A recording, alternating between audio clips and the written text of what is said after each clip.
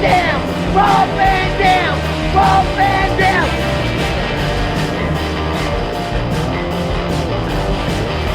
I'm Rob Van Dam. The whole show. From Battle Creek, Michigan, weighing 230 pounds, Rob Van Dam. Bam.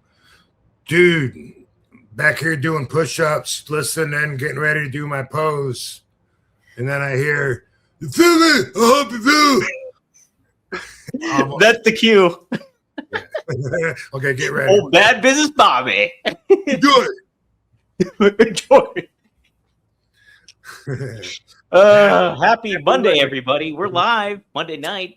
It's one of a kind with RVD. That's Rob Van Dam right there, guys. Yes, sir. Rob Van Dam. Yes. That We're even happy to sounds be like my current voice to me. You could tell that didn't sound like your current voice? It did. Like, you could tell it was fresh. If I hear videos that are like 15, 20 years older, you know, or if you go back 30 years, Scotty Riggs, my voice hasn't changed yet, but when it does, you know. You're going to fear me. Yeah. This one was right around 2026, 50-some-year-old RVD, I could tell. That was fresh shit, yo. You can tell. It was funny. I was clipping up something for you for like a little video thing that I was doing. And like it was you in like 2000, I think. No, 98. I think it was like WrestlePalooza 98 or something like that. And it's so neat to see you like how you look then and how you look. When you and I come out through those curtains, I that was half me and half Francine. Curtains. If you people don't quit chatting, you fans know what I'm talking about. Dude, I loved Francine back in the day. She was great. It was great. Shout out to some folks here joining us live. Maddie Marijuana. Who we got? Maddie Marijuana. Maddie. We got Jem the Dawn. We got Triple E. We got Frankie Chorizo. Always ask the good questions. Old Fat Guy. We got Old Fat Guy BMX in the house. What's up, y'all? Right. Eric Von Erich, the forgotten Von Erich brother. Welcome, Eric. Welcome. Fat Guy. Welcome, American Fat Guy. You're Nasty Goon. Ooh, that sounds good too. He's in the house too. He one-handed push-ups. Do you do one-handed push-ups? Do you do one-handed push-ups, Rob? It's been years since no. Yeah. I mean, could I if I was challenged? I don't know. Probably. Maybe my left wrist might not allow me to do that because it's a source of a lot of pain and fucks with my bench and stuff. So I don't know though, but yeah, it's been years since I even tried. So don't know. I was joking, by the way. I wasn't warming up. You guys know because I didn't look pumped. I mean, when I'm pumped, you guys know. He's lying, guys. I saw him. I saw him on the camera. He was doing it back there. Speaking of pumped, something that we let slide by when we were talking to Brian Cage, you know, he was saying he takes 200 or he says 300 grams of protein, and you said, how many do I take? And I said, it's the same thing, you know, and I said between 250 and 3, sometimes a little more, whatever. But the factor that I should have added to that is that's any kind of protein, you know, protein powder. I drink, sometimes I drink 3 protein shakes a day to get that. And Brian said he does 1 a day, and he says he only counts animal protein. Did you catch that? I think I remember him saying something like that. Yeah, we let it slide right by. I would have liked to have asked him more about that. I looked that up, and apparently animal protein does affect muscle protein synthesis a little different. And so when you're at that level, maybe that's something that you know, that you take into consideration when you're in the bodybuilding scene. You know, maybe you just got to tear into. Actually, the first time I heard anything like that was years ago. I feel like I might have said something about that on here, but Sabu told me one time that it was Chris Benoit telling him that he would get put on more muscle eating because he would drink protein shakes, I think, like all day at this point in Japan, and Chris was saying, you know, next time, you know, when you want to take a protein shake, instead just eat like a chicken sandwich. And he said, you know, that he said our bodies are made to digest actual food and that protein, the powder shit, you know, it's not or it just goes through your body. And that was his explanation. And Sabu mentioned he was trying it for a while, trying to eat a lot more. Don't remember the results, but that's one of those things that always sticks out in my mind, so.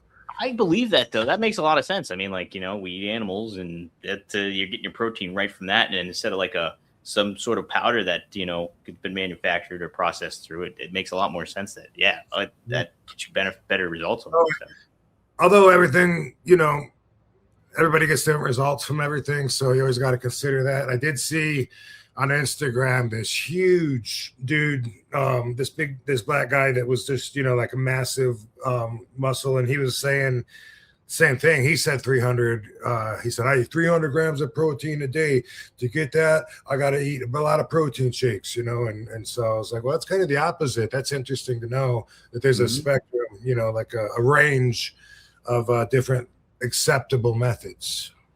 We were talking, I don't know if it was last week or the week before, but we were talking about your ideal weight size when you wrestled and stuff like that, and how you kind of stayed within a 5-pound range almost. Was there a time too where you could feel yourself bulking up a little bit more, and you're like, I gotta tone it back just a little bit, just because you could feel it maybe affecting you in the ring a little bit more?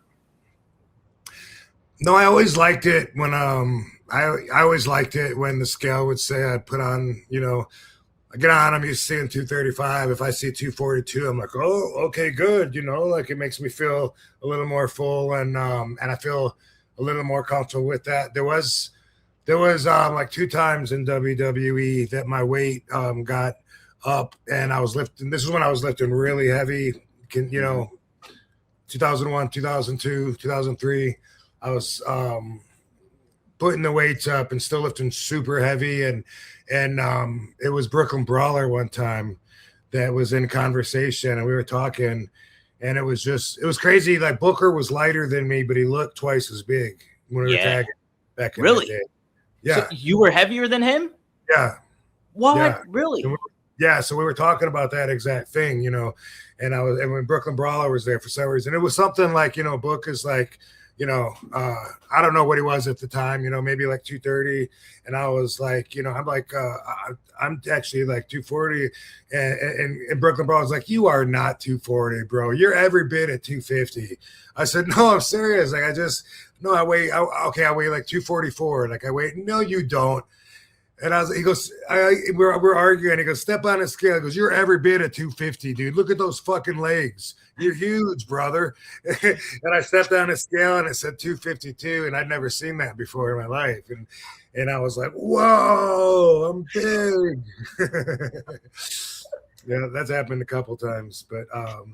But that's, to go from there down to 230, or recently I was even a little below the next 5, maybe a year ago, 228ish or whatever. But man, that's a pretty wide range. But that's over time. It's a wide range. I don't feel like a different person or anything, but just sometimes a little under my norm, and sometimes a little over my norm.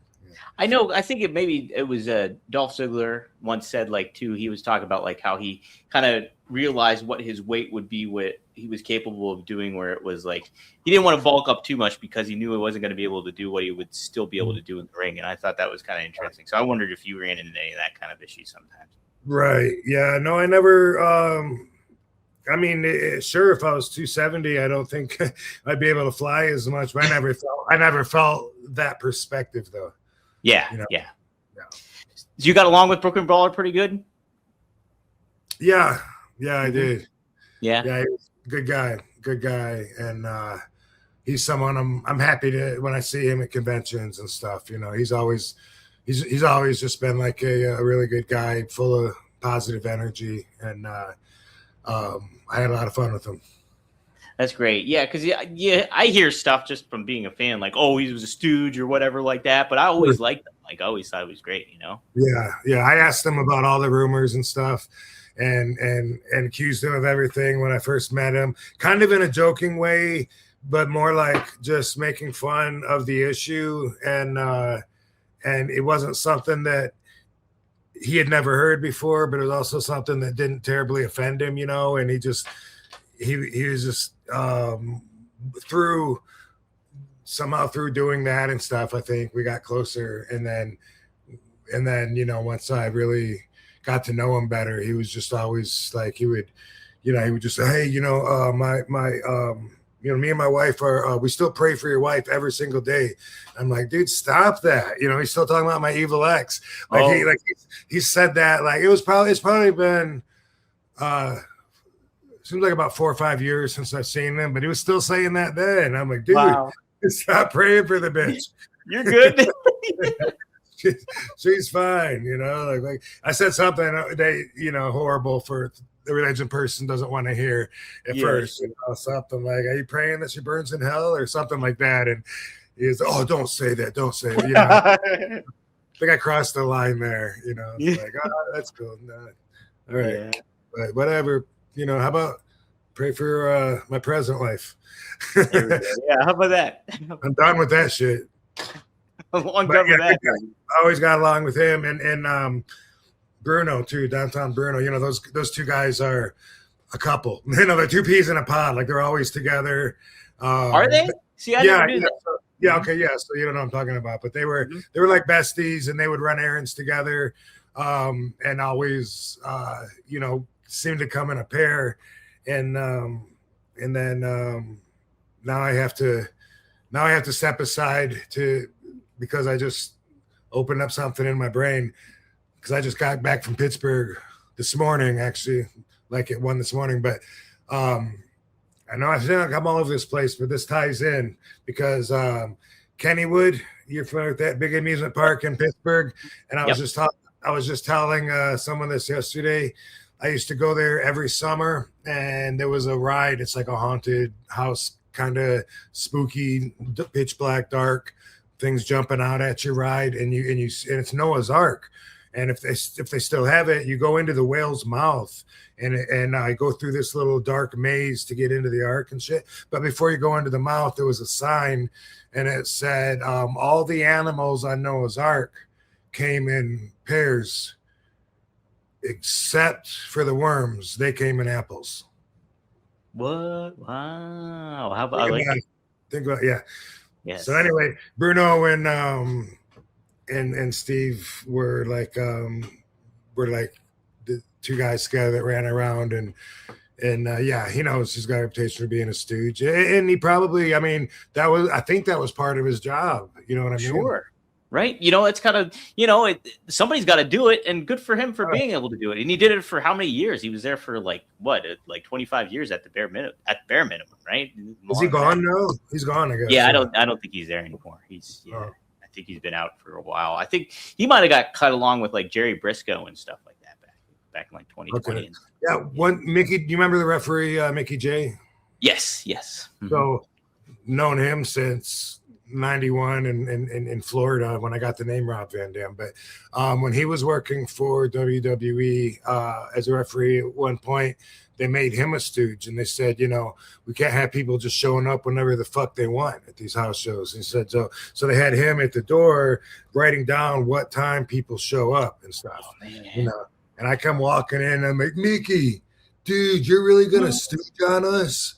And he was like, yeah, Rob, it's my fucking job. I have to. and it really made me see it different when he said that. I'm like, I guess he's right. Yeah. But I guess he got a point. Yeah, Sabu used to tell me that. He'd say, watch out for all the refs. And part of their job is that they got a stooge. And so I did kind of know that, but I still took it personally until Mickey reminded me. And then I was like, oh yeah, of course, and if you got a fucking big $1 billion company, you're going to want to pay some people to tell you what's going on, inside and stuff. Okay, time to talk about one of my favorite sponsors of all time, and it's for good reason, because it is the perfect gene. Yes, spring is here. You want to look good. You want to spring into action and make sure you're looking your best when you head out for this nice weather that's starting to turn around here. I'm about to head to Las Vegas, and guess what? I am going to want my perfect jeans with me, because no doubt, no lie, 100% honest truth, they are my favorite pair of jeans I have ever owned. And it's for good reason, because number one, they fit great. Number two, they look great. And number 3, they are durable as F. That is not a lie. Seriously, I wore my first pair of Perfect jeans for well over a year and a half. Biking, doing whatever, going out on dates, doing whatever I want. And it took forever for me to finally get a hole in that crotch because I wore them out so much. The Perfect jean is the way to go. You can take advantage of the Perfect jean too with us. And this special offer we got for one of a kind with RVD. So if you're interested in a pair of jeans, our listeners get 15% off their first order plus free shipping at theperfectjean.nyc or Google The Perfect Jean and use code RVD15. That's RVD15 for 15% off. You will not be disappointed. I guarantee you will like The Perfect Jean. And if you don't, you can always send them back. And they got great customer service. Yeah, for sure. It's that's just part of the system, you know what? Yeah. And it sucks somebody's got to do that, but that's their job, right? Especially from the hood perspective, the wrestlers that sit in the back of the bus, because we don't get that. We don't understand that. We're like fucking stooge. Damn stooges. So how many did ECW have? A lot of stooges, or was it just no? I didn't think so. No.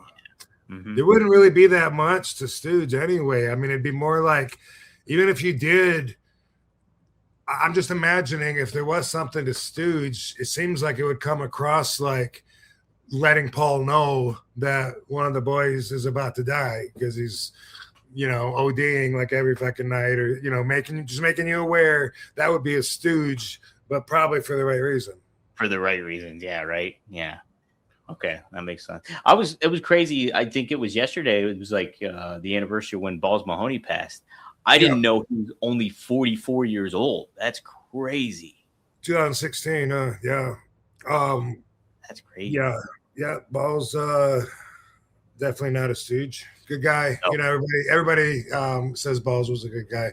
I don't want to take from him, but the thing about being a stooge, or in the streets, you call it a rat, right? Right. Okay. The thing about being a rat is nobody respects a rat, not even the police. But at the same time, you're reporting crimes.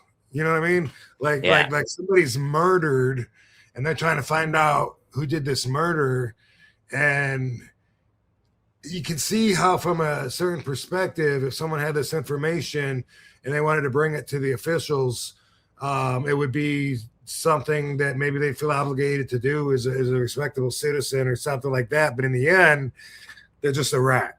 Yeah. Mm-hmm. I mean, if it was your lost one, lost loved one, whatever, I'm sure if someone knew something and you were like, I know he fucking knows something, a fucking asshole, he knows who fucking did it. You'd hate that person, and you'd think why don't they fucking tell somebody? But then if they ever did, even the cops would look down on him, you know what I mean? Yeah, he's stooging. Yeah.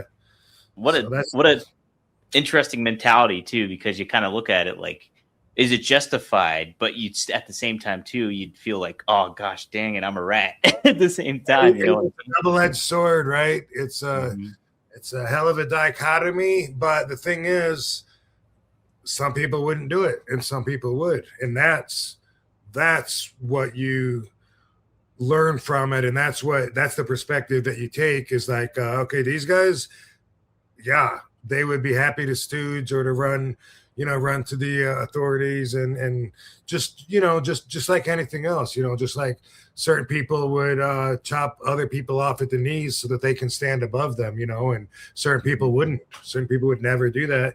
They'd say, fuck no, I'm not gonna fucking stooge off someone, even if I hate him. I'm not a rat, or it's like people respect that they have values without questioning, is it the right value or not? Right, yeah. Mm-hmm. Even in workplace situations, small work, non-wrestling related stuff, there's that aspect that goes on. And anytime it's I'm in a situation where it's I would kind of be compromising a coworker or something like that, I don't say anything. I just well, whatever. Oh yeah, no, I don't know what they're up to. Whatever, A lot of people would be a cop, and a lot of people wouldn't. There's a lot of people that just would not want that job. A lot of people, even before that, some people would be the monitor, the hall monitor, stooging on other kids, and a lot of kids would never do that. You're right. No, it's not. So, Big Red gave us $5. Thanks for the $5, Big Red. Big Red. He gave us another $5 too to ask this. I appreciate you guys reposting my son's picture. Oh, with his new RVD action figure. He had everybody at school that he's friends with RVD now. That's great. Yeah, there was this guy, he posted his son, his 5-year-old son. He had your ultimate figure from Mattel. And with their removable ponytails. Yes. They have removable ponytails? It's got like 3 heads. Yeah. Yeah, so thanks for sharing that. That was really cool. I was really neat to see that. So if any fans have figures or anything like of Rob, be sure to tag us in it, and I'll be happy to share it on the accounts and everything.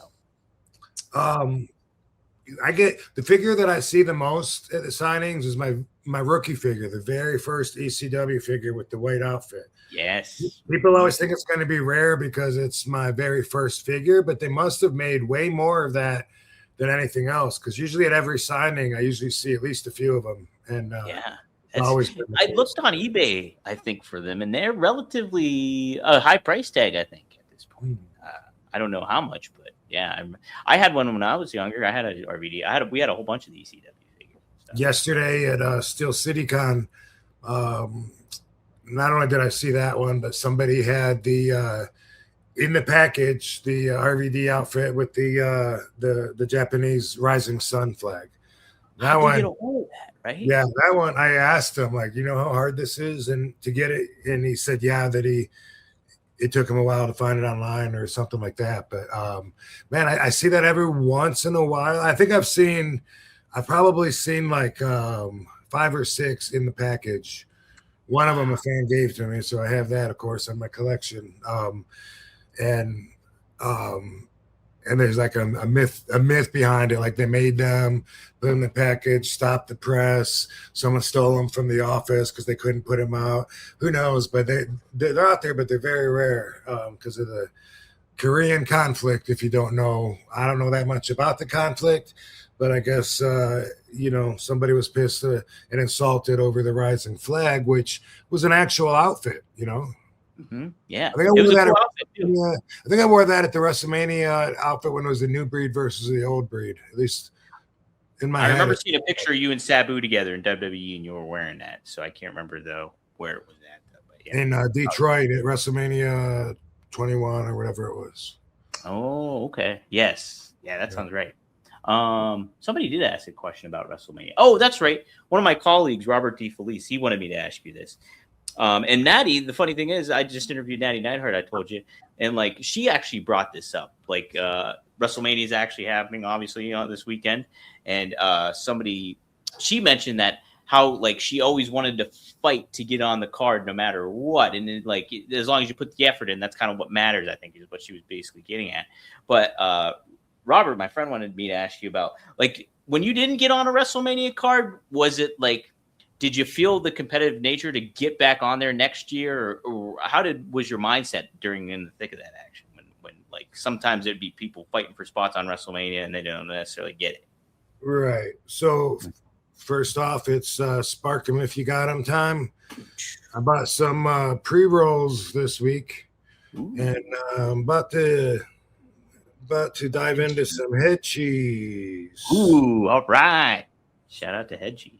Which I acquired at Thrive Dispensary in Las Vegas. Thank you, Ooh. Thrive.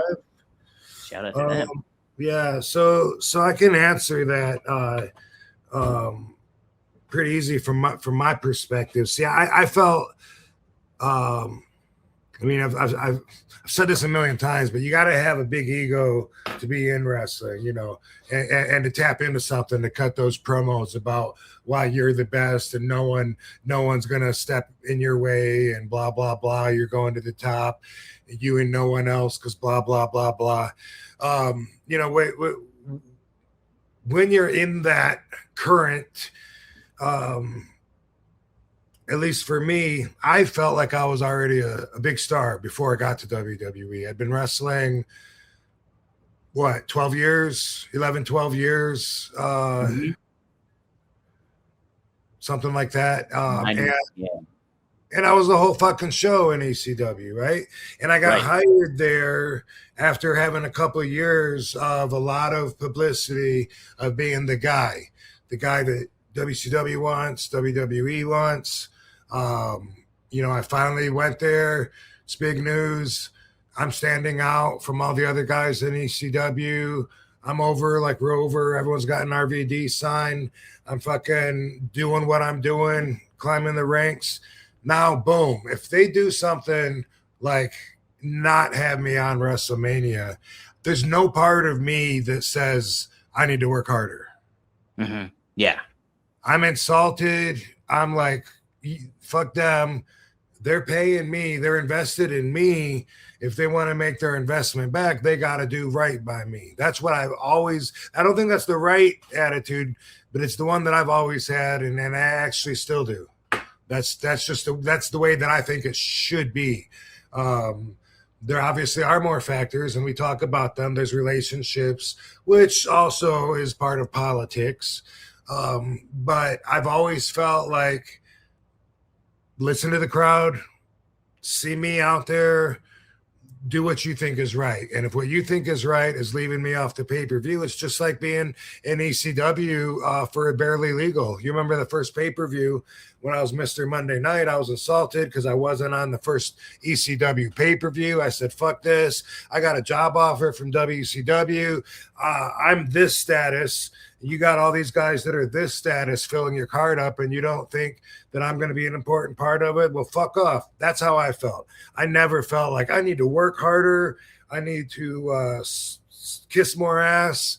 I always felt, like, well, fuck this. And I wouldn't advise that to anybody, but that is what my ego said. Fuck this. Fuck them. I got options. And to tell you the truth, maybe that's not such a bad thing to always think you have options, because I've never felt like I was stuck.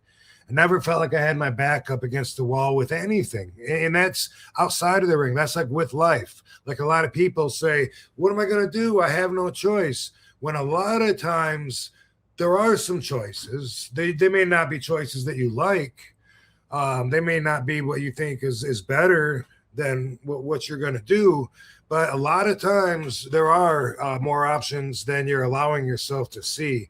And anyway, I think because of my values in that regard, I felt like if somebody isn't using me to my full potential, then some of the bad consequences are going to fall upon them too. That's more how I leaned. What kind of advice would you give to somebody, though, that obviously you were the whole effing show and you go to WWE? Yes, I think at that point, like, it's egregious to not have you on WrestleMania. Well, but, like, if you're a younger talent and you're trying to work your way up and you're trying to create a name for yourself, what kind of advice would you give to somebody that was off it and then that felt like that, jilted or upset that they weren't on there? Here's the thing. Any company would love to have a company full of kiss asses, right? I mean, isn't that somebody that's willing to fucking break their back for you? Isn't that going to be the best kind of employee you can have? Someone that's going to do whatever you say, no matter what, kiss your ass for telling them to do it, and give you no pushback, never complain. That's the perfect employee in any situation, I would think. But I wouldn't want to be that person. I wouldn't advise anyone else to be that person either, unless that's what's in their cards. If that's your path and that fits your values and your morals, then boom, all day long, go for it, whatever. But what I would say is, and this is a point, like you said, that I missed back then, it's cool to get along with everybody. It's cool to have everybody like you. And sometimes you don't care as much if you don't like somebody. You're like, fuck that guy. I'm not going to give him the time of day. And, and I'm not going to take his advice. And I'm not going to fucking make him think, who the fuck is he? Who's he to me? And in reality, if you look like, hey, I get along with everybody, I love everybody, everybody loves me, that's a great position to be in. And it doesn't really or shouldn't necessarily involve kissing ass so much as just, showing your positive attributes and qualities and finding them in other people, I like that. Absolutely. I think that's such a huge component to any kind of work environment you're in. If you're a positive person and you kind of exude that kind of good energy, I think that gets reciprocated in certain ways, even if like you do kind of go against the grain or anything to that. I think that ultimately does help somebody. There was something I was going to, oh yeah. I think in a certain way though, too, you talk about like kind of being like, well, fuck it. I have other options if need be and anything like that. Is there a level though, where Vince kind of respected that? It seems like he was the type of guy that if you pushed back in a certain manner, he would respect you a little bit more. It seems like that, but I only know it from stories just like you, from other people doing interviews, talking about how they dealt with them. From my personal relationship with Vince, I never learned that. I never learned if he respected when I pushed back against him or if I stood strong on my grounds, on my values. I have no idea. All I know is I never had like a real tight bond with him, where we're anything except two people that work together, me for him, and have a lot of respect. I mean, there was a lot of respect shown, but I never smoked a doobie with him, never had dinner with him, never had a talk about life with him. So I really can't answer that. And it wasn't for lack of effort on his part. It was just awkward for me at the time. And like I said, that was something that I missed back then. Wasn't ready for it. Wasn't mature enough yet to be able to understand that and handle it. Yeah.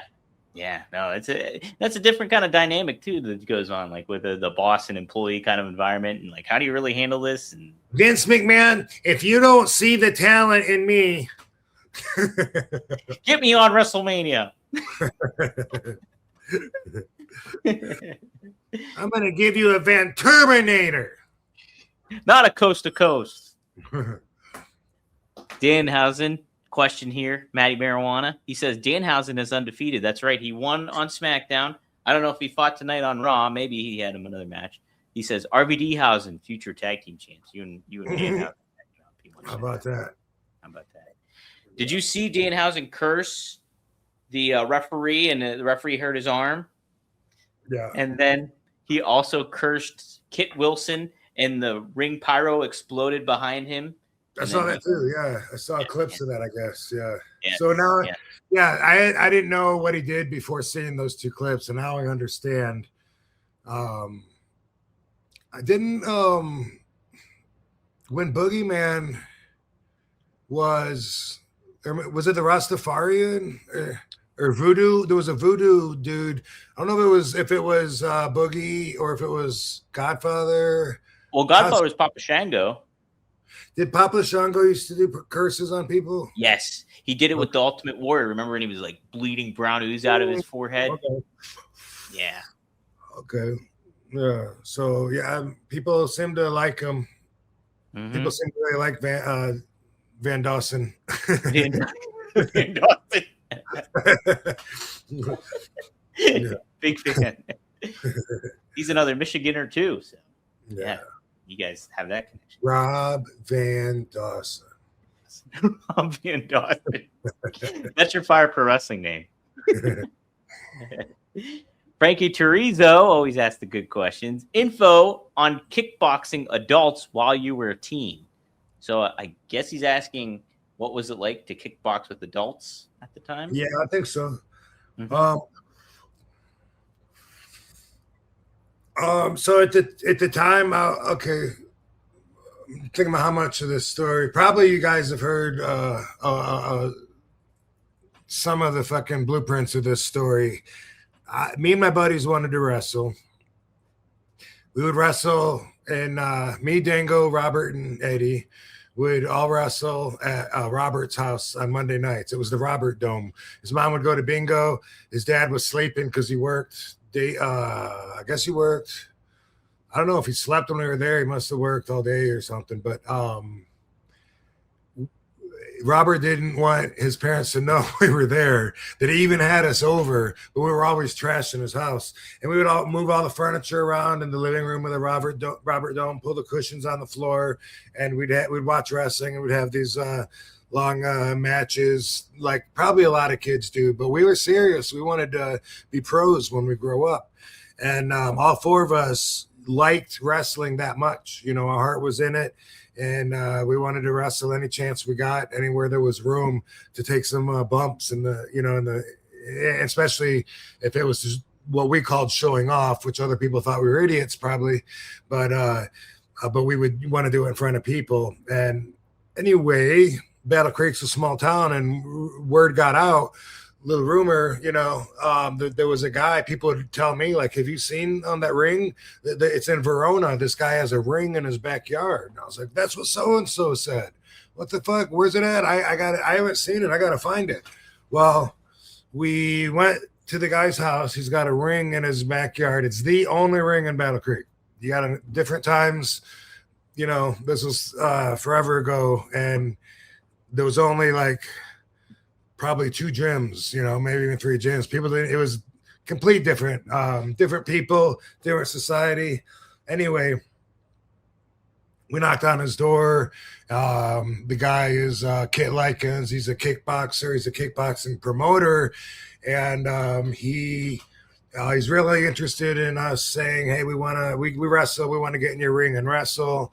And he says, well, if you show up Wednesday, he train with my guys, he does kickboxing, he does boxing, but he doesn't do wrestling, but he would let us do wrestling by ourselves after everybody else went home, when we're all tired and beat up from doing all of the drills and sparring and all that stuff. And through that, I got to really like kickboxing, and I stood out, either hanging with the very experienced fighters that he had, or straight up knocking them or my friends out.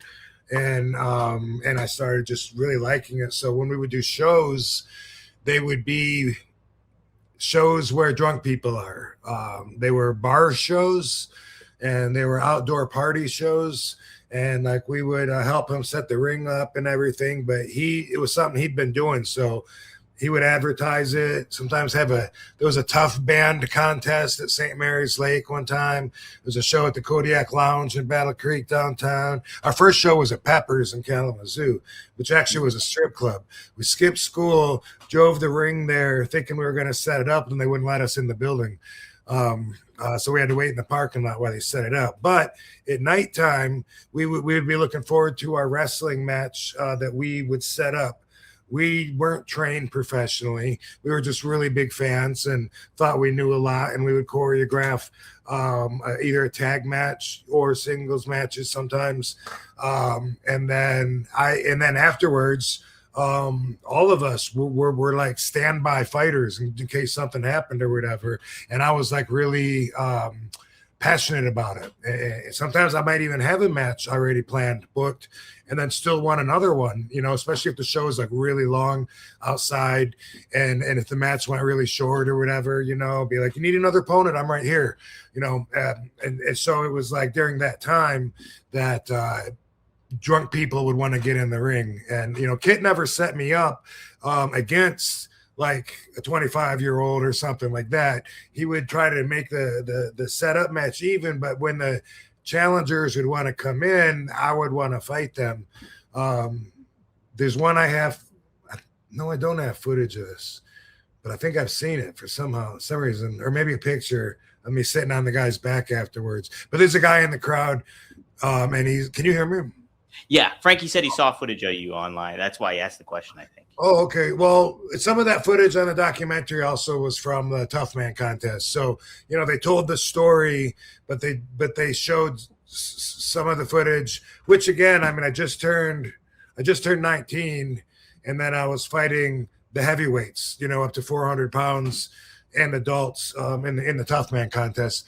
But at the like, for instance, at the Kodiak Lounge, we had our matches and stuff, and then afterwards there was this guy saying I could kick any one of these guys' asses, and I was going, come, please, kid, let me have him, dude, let me have him. And he was like, Rob, you know, you're 15 or whatever. He was like, he goes, yeah, just relax, you know. And he goes, and I was going, no, come on, you know, I'll be fine, dude. I'm going to beat this guy's ass. Bring him in. And he was like, Rob, you don't know, this is an adult that hangs out at bars and drinks, you know, like they could fight dirty, you know, and I don't want to be responsible for you getting hurt. And I'm like, fuck that, bring him in, come on, I want him. And anyway, finally, you know, the guy was like, yeah, let me in, I'll kick his ass, I'll kick all your asses. And anyway, the guy came in, boom, boom, boom, boom, you know, knocked him down. I sat on his back and did like a double bicep. and those were the times, like the kid was talking about in the documentary, where I was fighting adults, and it was with the 16-ounce gloves on and foot pads. Maybe we had headgear. I don't think we did, though. I don't think we used headgear back then. I don't think I was familiar with that when we used them in the Tough Man contest, if I remember right. But yeah, and then the Tough Man contest, I joined when I was 18, but then turned 19 in December, and then March, Kalamazoo in March. I got my trophy sitting. Can you see it on the camera? No, but no. I got my my trophy right there. 1990 Kalamazoo Tough Man contest at the Wing Stadium. And I made it through to the main event and fought this guy, Manuel Rodriguez, who was like 350 pounds. And it was his, like, I can't remember the exact number, but he'd been in like over 20 of these contests. Like, he was a veteran. So to hang with him till the end was something I should have been proud of. But I was like, oh, I knew I could have beat him. Because one time, he fought dirty too, by the way. Oh, did he? Ooh. Yeah, like he would grab the back of your head and pull your head down and uppercut your face. That was one of his moves. Saw him do it to everybody. And also on there, he stepped on my foot and he hit me and I went down, but I did a somersault and got back to my feet. But the ref made an 8 count. I was like, what? That wasn't a knockdown. And that was the only knockdown of the fight, was that I fell when he stepped on my foot. But I took the runner-up prize, and he won the championship. And instead of being real proud, I was like, I felt like I just missed it by fucking up. And so I was like mad at myself. And looking back at it, I was pretty cocky, because I remember in the dressing room, the guy that won telling me, like, you should be proud of yourself, kid. You did good. You know, like, he was thinking, like, you're fucking lucky. Shut up, asshole. Because I was like, yeah, man, I should have won. I could have beat you. And I wasn't trying to be an asshole. I was just that dumb. You know. Yeah. Yeah. Mm-hmm. Yeah. Wow. So he was 350 pounds. How much were you at that time? I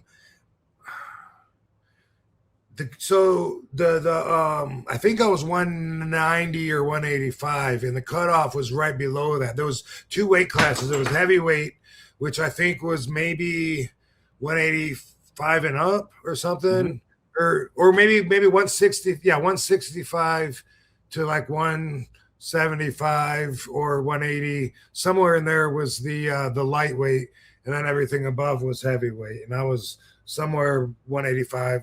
Ish. Wow. So what a difference. Jeez, that is impressive. Well, yeah, I mean, like I said, we had the gloves on and stuff. And I fought dirty too in that one, because you're not supposed to kick to the head, but that was the first thing I did. The whole thing was dirty. Bro, this was the dirtiest, because even like the announcing, you know, like if they thought somebody was about to go down, because they're like, you know, you're in a, like, let's say you got someone in the corner and you're going at it, bam, bam, bam, bam. They'd be like, oh, 3 seconds left. 3 seconds left. Oh, are they gonna make it? Are they gonna make it? Let's see. 3. Oh shit. 2. Here we go, guys. And they'd be waiting, hoping somebody would drop. And that's the way the whole thing was. If it was a really boring match, they'd be like, 2 minutes left, 2 minutes left. And if they were just not even touching each other but dancing around, they'd be like, hit the bell, ding, ding. Get them out of there. I'm not even exaggerating. That's how the whole show was. So I kicked him in the face, and the people popped, and then they liked it. Even the ref smiled, Even though I liked it. I'll allow Which it. is probably my only chance anyway. Thinking, I'm not going to outbox a veteran dirty boxer when I'm 19, probably. But yeah. See. Anyway, there's some stories for Frankie Turizio. Those are some good ones. Those are some damn good ones. And the Don smoking Jack Hare, or he got some Jack Hare. Oh, really? And talk about Jack all the time. Jack Hare was my mentor. If you don't know, he was one of my mentors and friend, and taught me a lot about weed early on. Oh, okay. Now he's a strain. So people don't even know it was a real guy. They just know they're smoking Jack Hare, and they don't even know how to say his last name. So they're like, "Oh, I got some Jack Hurrah." Yeah, people fuck his name up. I did too till he told me. He said it's like terror. Think of terror. Easy. Oh, Jack Hare. Yeah. He was a big advocate, right? He got the word out about it. Yes, and like a lot of us, in many ways, he was way ahead of his time. People weren't ready to hear it yet. He said that hemp could save the planet. There's over 5,000 uses for this plant, and it could replace 80% of everything, not just shitty clothes and paper, everything. Wow. Lumber, even the paint that you put on the wall, and shampoo and everything. You can eat it, use it as fuel. Henry Ford made a car of hemp.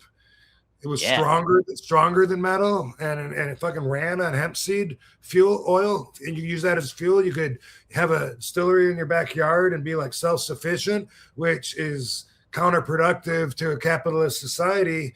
And for those reasons, not the moral reasons, cannabis always got the pushback because it would affect and compete with so many huge conglomerates that the world leaders own.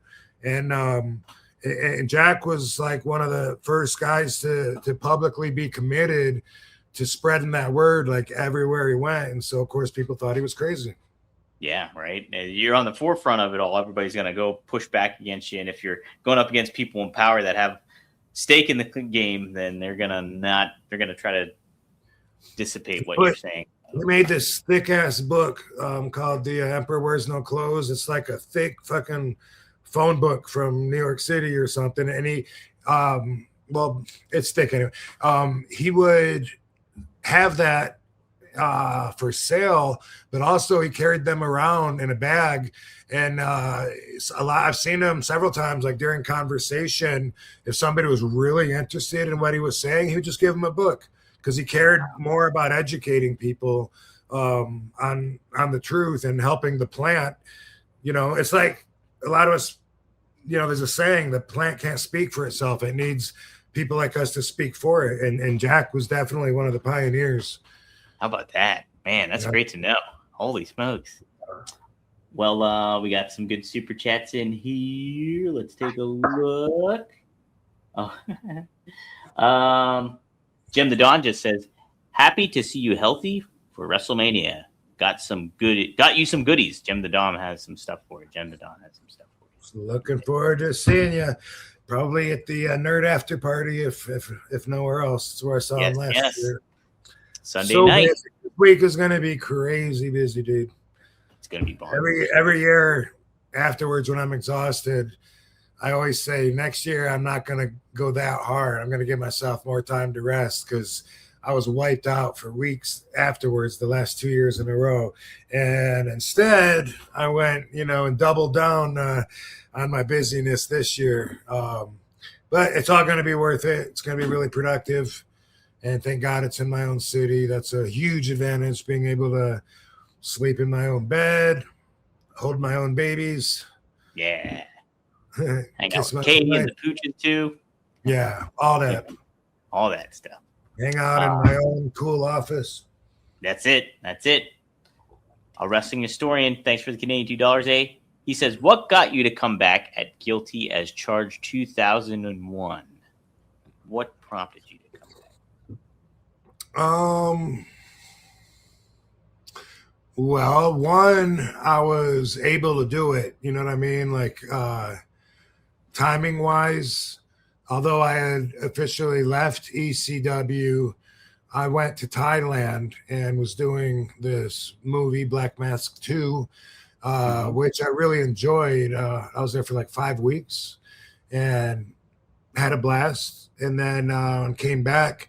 I was putting my schedule together, you know, and Paul wanted me to hit this pay-per-view, and we worked out some terms. You know, it wasn't like I didn't want to wrestle. You know, I just I didn't want to even quit, but it was just like I felt like every show that I did for ECW, I felt like I was digging a deeper hole with the shovel, and was just going to keep getting bigger because I was incurring a growing debt. But at the same time, it was kind of balanced off because I was still getting paid. Is that? Oh, No, you're good. Did the screen just go black? You froze for a second, but you're okay now. What the fuck? Can Okay. you hear me okay? Yeah, I can. Okay. Yeah. Anyway,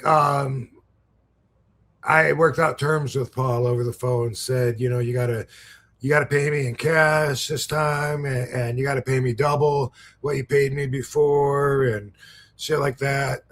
And so, boom. So I came in, and it felt like a return, even though I hadn't been gone that long. It did feel like a special surprise, like return, like boom, like not just RVD's here, he's part of the card, but guess who's here? It's the whole fucking show, Rob Van Dam, the man that everybody paid to see.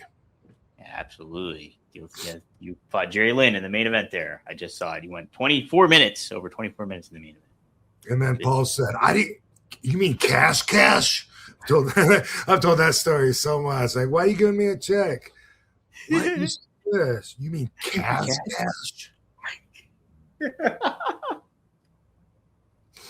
No, good old Paul.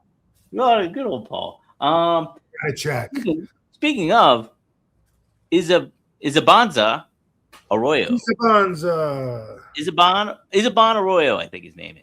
704. He asked, when was the last time? Yeah. When was the last time you spoke to Heyman? Was it wrestling related too when you spoke to him? Well, is spoke sending a text or spoke having a conversation? How about both? When's the last time you texted? When's the last time you spoke to him? I believe the last time I heard from him probably was via text congratulating me for the babies, nice. which was 3.5 months ago that we had the babies. So sometime in the last 3 months since Christmas. And last time I talked to him was when I was there for Cena's match. I sat in catering with Paul and Bruce Pritchard for a while. Jesse Ventura came over and talked for a little bit. And I don't know what we talked about. Nice. Yeah. I know what Jesse was talking about. Rob, good to see you. Yeah, Jesse was talking about we now live in a third world country. You know how I know? That came out kind of southern. You know how I know? Because in third world countries, and I've been to them. I've been to San Salvador. No, I don't know where he was saying he's been, like but he was like, he said, and I can't disagree. In those third world countries, the cops walk around with big fucking, I don't know, the AR rifles or whatever the fuck they are, but you know, big fucking guns. And it always stands out. It was like that in Tijuana. It was like that. Well, anyway, especially like around after 9/11, it was like that everywhere, even in like, I think the UK and shit. But sometimes when you see at the airport, sometimes like in Tijuana, it was like around the streets, like there'd be like a truck driving down the road with a whole bunch of like soldiers in the back of the truck, armed, ready to fuck somebody up, you know. And that was just it's the opposite of a peaceful feeling. But Jesse's point was saying, you know, because of the ICE agents, which we didn't even know they were called ICE agents back then, and it's Saturday Night's Main Event, like what was that, 4 or 5 months ago? Yeah, we heard of it. Didn't even know who the fuck they were, but we knew there was armed fucking soldiers doing the police work and militarizing all the cities. And anyway, that's what Jesse was talking about, you know. Yeah. The Jesse Ventura impressions are the best. There's a Robert Karpelis here. He's actually my co-host for Rumor and Innuendo. He says, "Wait, you have a third Robert in your life?" That's true, I do. A third Robert. Oh, Robert Jackson, the kid I wrestled with. No, so Jew, Rob Van Dam, Robert Karpelis, and then the guy that asked the question to you earlier, Robert D. Felice, is who is referring to. Oh shit, I missed that. 3 Roberts. I have probably a couple more too, I'm sure. My grandfather's name was Robert too. So. Robert Jackson, Eddie Hawksworth, Dango Wynn, and RVD. We were the 4 wrestlers. And then obviously Dango and I kept going.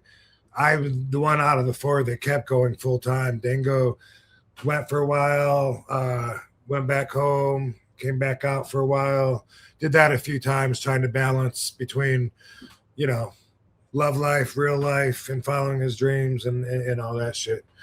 Yeah, it's tough to do. It's tough to do back then, and I still find it. People find it tough to do now. And it was crazy that you were saying too last week how short a wrestler's like career span is if you look at it from the grand scheme of it all. Where it's never really fathomed to me because I've seen you guys wrestle for like decades on end, big names, but smaller names. We're not the majority, you know. Mm-hmm. We're not the majority. Not everyone gets to be a legend, and you know, a lot of wrestlers, if they do 6 to 10 years, that's a long time to be doing something, and then all of a sudden not do it anymore, you know. Right. But a lot of guys, they give it that long, and then they kind of know if they're going to be able to feed themselves and their family off of it, or if they're going to have to put some energy into something else. That's it, right? Yep. Where does it all line up for you exactly? This is a funny one. Maddie asked, "Can RVD get Dom backstage at WrestleMania? He's our guy." I think I'll have to sneak in somehow. I'd have to. Yeah, I am so fucking busy the whole week.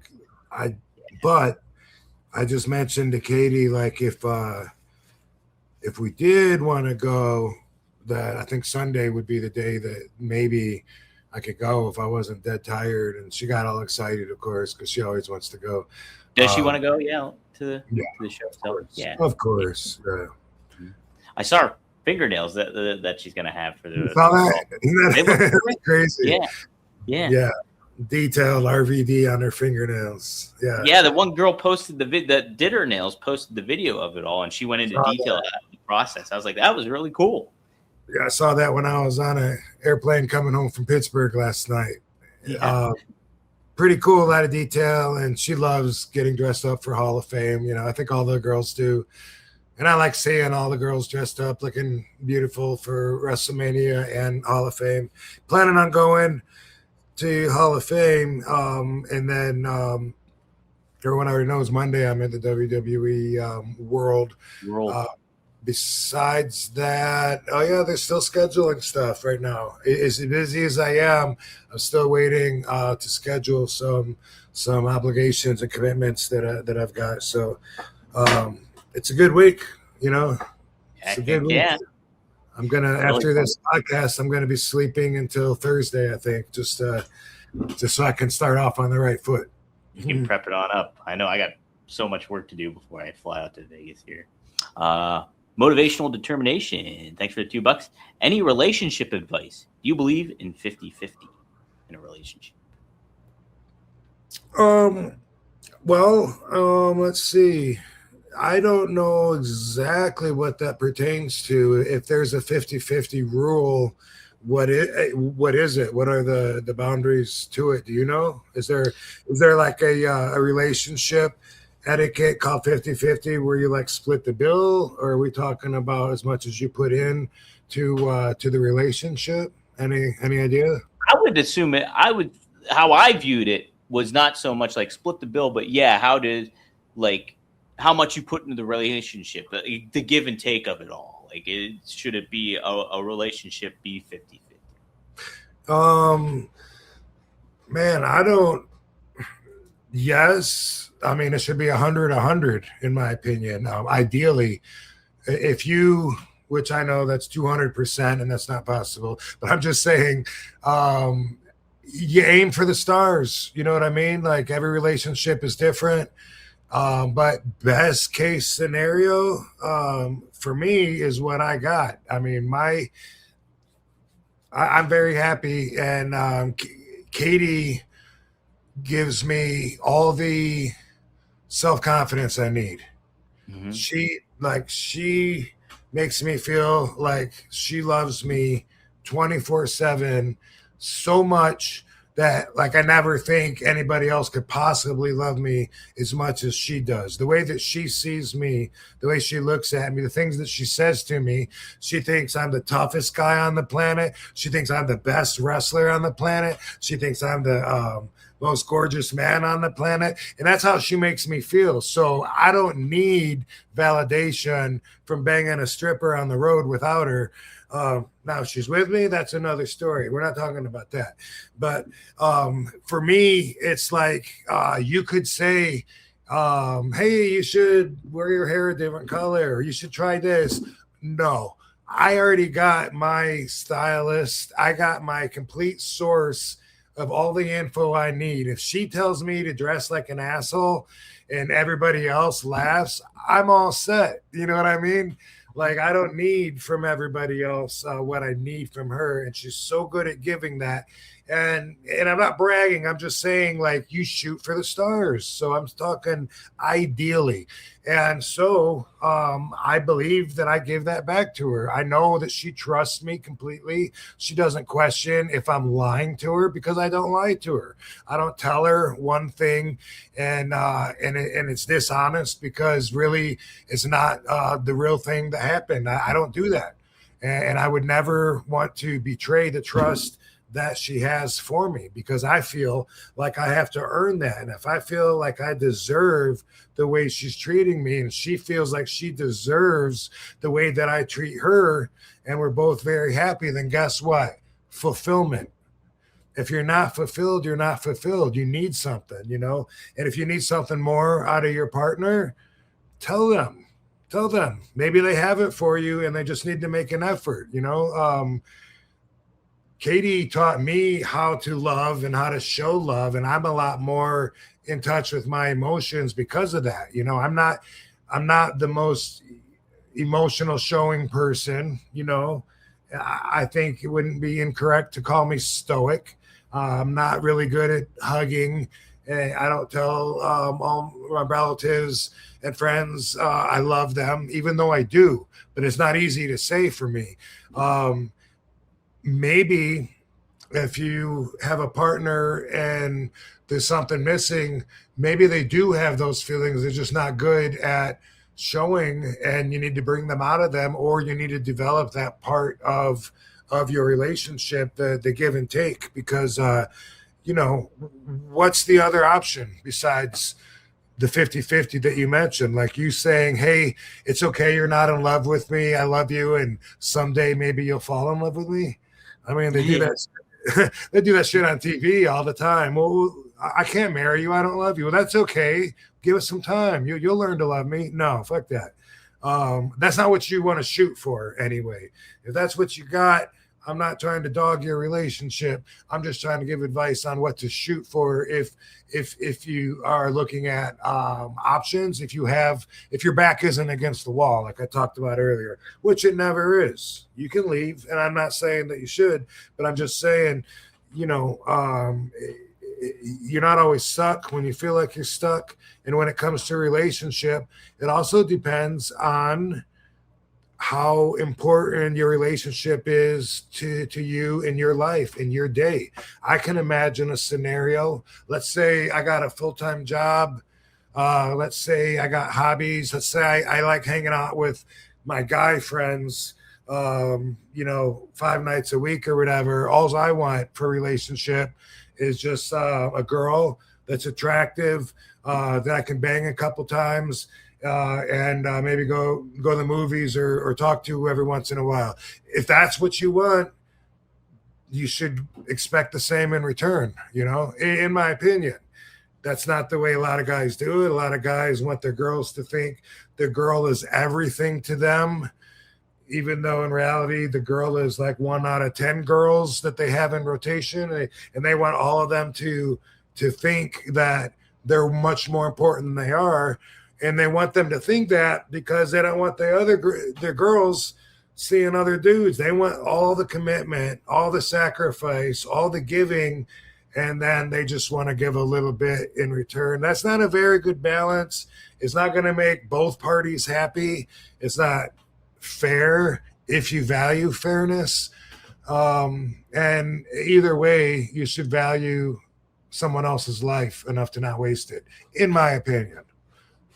I think that's great advice. I think too, yeah, it's like, I think it's tough to really put a number of 50-50 on it too. It's like, what is that your significant other getting out of the relationship, I think, is the most thing. If they're getting their fulfillment out of what that person is giving to them, then is there a number really necessary? I don't think it's necessarily necessary to have a 50-50. We're split. It's fair and square kind of thing. I think, yeah, it's definitely more what you put into it. Yeah. So for me, my relationship, as opposed to the scenario I just mentioned, where maybe a relationship is just something down your list of things that your requirements, way down the list. For me, it's number one.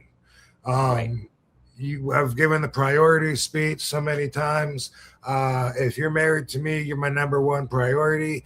And that works great for me. So for me, my relationship is everything. I get everything that I need from her. And she gets everything she needs from me, including even babies, even if it wasn't in my plans, because she fulfills me so much. I want to see her fulfilled. I want to see her being the happiest girl, happiest woman on the planet. And I feel like if she's my wife, that she deserves that. That's how much I respect that position. And man, it just, for us, it's everything. It's everything. Absolutely. Yeah. Doesn't mean it has to be for you, but if you're telling your partner that she's everything and she's really not, then, don't kid yourself. You're not being very authentic. You're not being very, and communication's key in a relationship. So you got to communicate. Yes, it is. If Yeah. you want respect, you got to deserve respect. If you want trust, you got to deserve trust. And if you don't, because you're like, when are you going to forget that I banged that hoe? That was 2 years ago. Yeah. You don't get to say how long it takes. You fucked up. You wouldn't trust her if she did that. So right. Could be an idiot. Quit being a dumbass.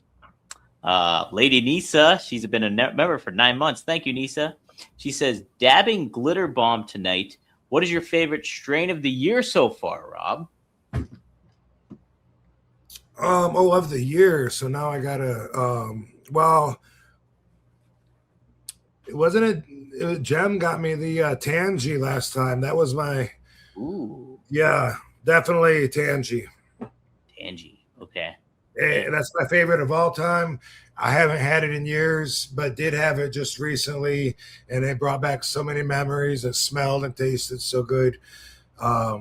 If you get a chance, check out Tangy. Check out the Tangy. Tangerine, I believe, was the original way back in the day. Oh, but you're not gonna see that probably. Yeah. All right. Take a look around, everybody. Maddie asks this: can RVD smoke a bong for Hulk? Documentary on Netflix soon. Yeah. Did you catch some of the trailer of the documentary? Did we talk about that? The documentary? No, we didn't talk about it. I know they're doing it. They're showing it. I haven't seen the trailer, but I'm looking forward to the movie. And also, I mean, not to jump from that, but also, by the way, they're doing a couple of drama presentations. One on Eddie Guerrero. Really? Yeah. You didn't see that one advertised? No. Oh, is that the A&E stuff? It's a drama movie. No, it's a movie. It's a movie. Really? Yeah. I did not see this. I'll have to look. Wow. It's a well-known name playing Eddie. I can't think about it right now. Or Alexa, Who's playing Eddie Guerrero in the upcoming movie? Oh my gosh. Movie about Eddie Guerrero. She says there's no However, confirmed. A viral poster recently imagined Pedro Pascal playing the wrestling legend. You know, when I first saw it, I thought it might be fake, but then I saw it a couple more times and talked to Katie about it. And we were convinced it's real. Now I'm not sure.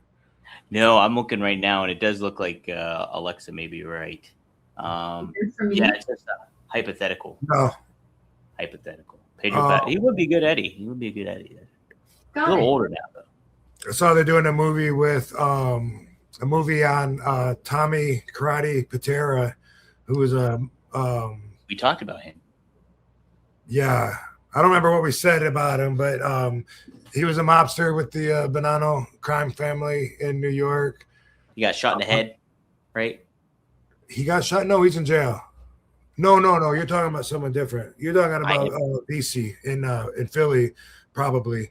But you talking about John BC in Philly? They got shot in the back of the head, turned around, and no. There was an Asian guy that got shot in the head, right? Oh yeah, no. You're talking about Tokyo Joe in Chicago. Joe Ito. Joe Ito got shot. Yes, that's what it was. But anyway, Tommy Karate Patera. He's not Asian. They call him. His name's Tommy Patera. They call him Karate because he actually went to Japan and studied martial arts and was allegedly a badass that could really fight. And he was very violent and liked killing people. And when he would kill them, he would chop them up, put them in suitcases. And then there's a bird sanctuary property out on Staten Island that he would bury the suitcases in. So when his buddy finally ratted on him, they went to Staten Island and did some digging and found all the suitcases. And also Tommy Patera had his wife or girlfriend, whatever she was, that he was in love with. She was doing drugs with this other girl, pissing him off. He told the other girl, stay the fuck away from her. You know, don't bring that shit around. You don't come around. And then his girl OD'd. Oh gosh. Partying with her. So he went and found her, shot her while she was sleeping in bed. Just according to the story, just went, where is she? And fucking boom. And then cut her head off, kept it in the refrigerator. And then I think Phyllis was took her head around fucking for a while, freaking everybody out.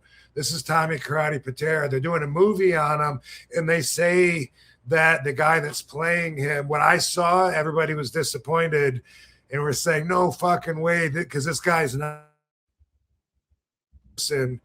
But Pete, the guy from Saturday Night Live, he was banging one of the Kardashians. Pete Davidson? Pete Davidson, yeah. Yeah.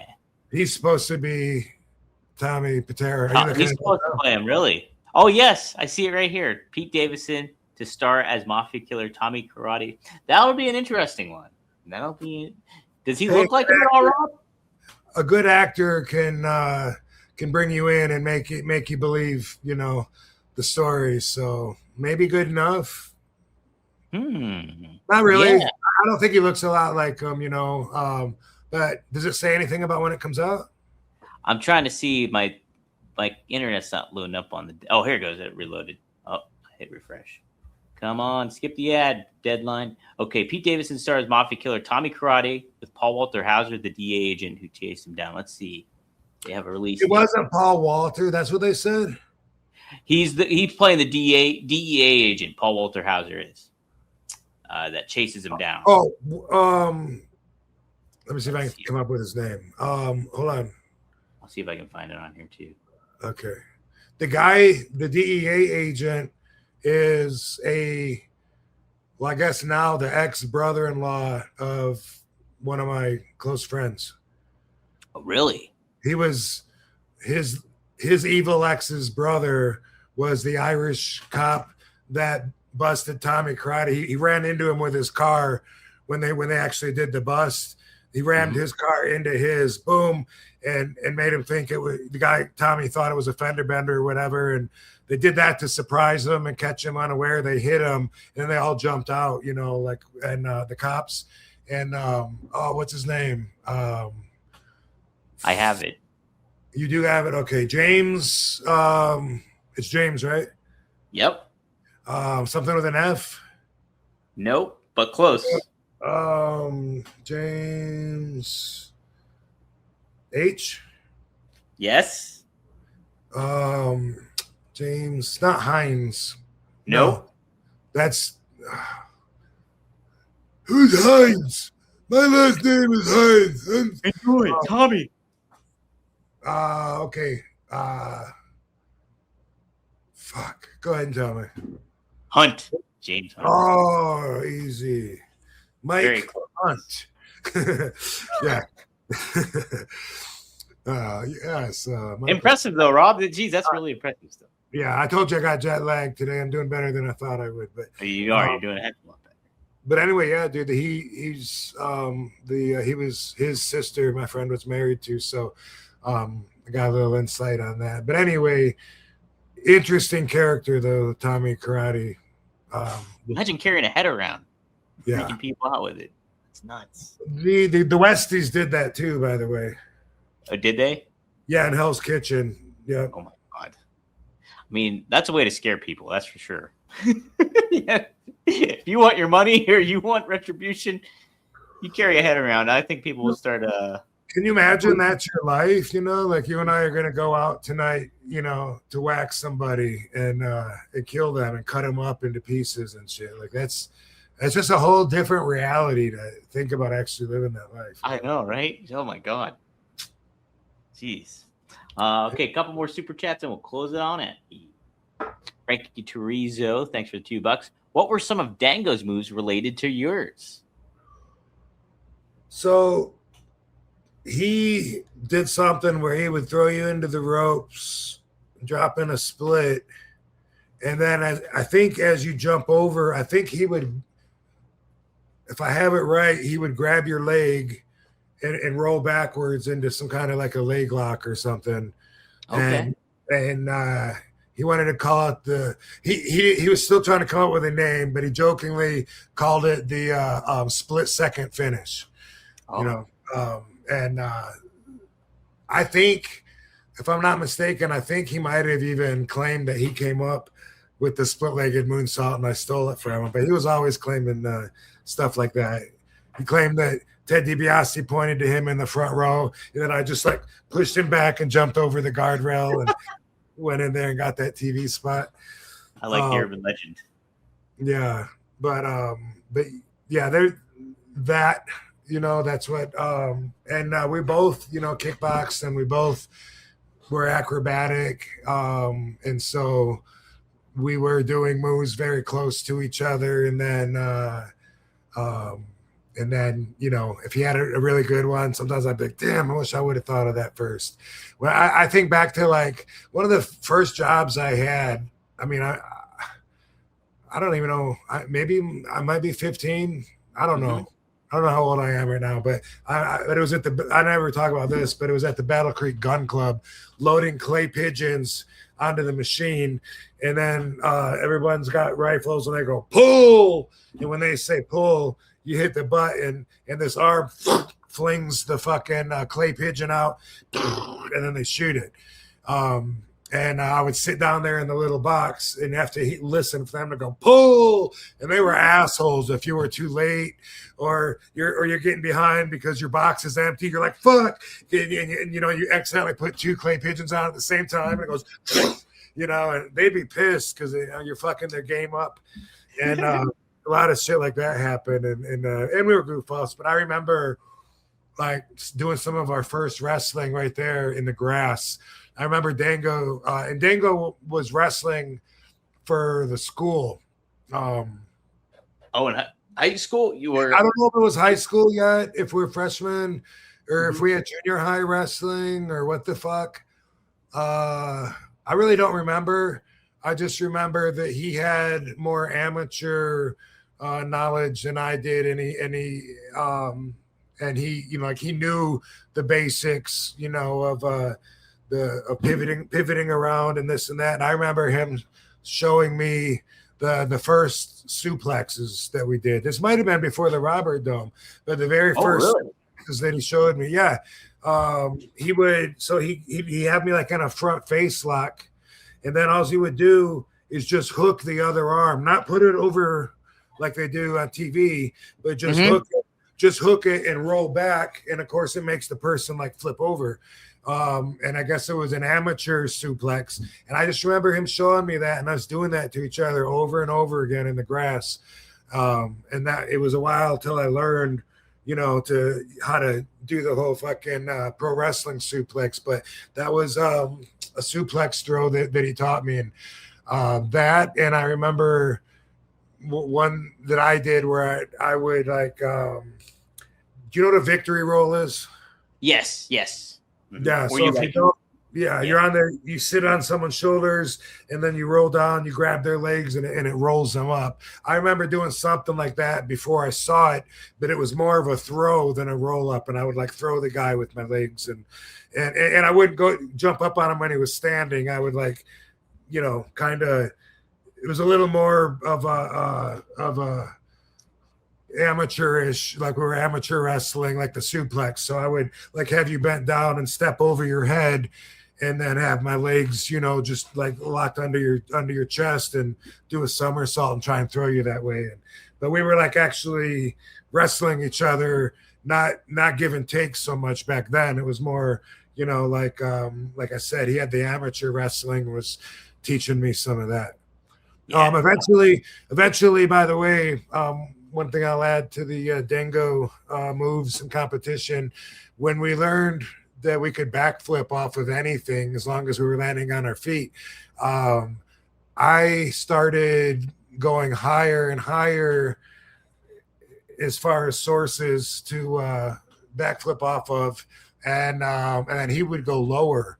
So he would, like I would say, go up to the third step and do a backflip off of it and land, and he would go like a step down and do a backflip up to the level, Up. Oh, he'd go up. Wow. Yeah, that was something he was. Yeah, even though we were always better than the other person at something, but we could never admit it. Yeah. How about that? He was better at that. Yeah. What a fun rivalry. That's pretty cool. Yeah. Maddie but said, now it seems like with my adult views, RVDology as we call it, and looking at competition the way that I do, now I just think, going back in time, what would have been wrong would just being, you're better at those than I am, and or the girls seem to like you more than they like me, or whatever, but you just couldn't do that. And that's one of those things where a lot of people never change. That's fine. But for me, part of reprogramming to the perspective that I have right now, it includes removing the competition, like unless it's a straight up foot race and you're competing, when it's just life and you're comparing my house to your house, or whatever, my wife to your wife, or my accomplishments to yours, or my whatever, my belt to your belt, like whatever, everything in life people look at like a I've actually had people say to me, by the way, like put down their own wife, like while they're talking, and it's so exposing of their perspective, the way they're thinking. But somebody saying like you married? Yeah, I think I said you married. And they go, oh, yeah, I'm married, man. Been married for 4 years.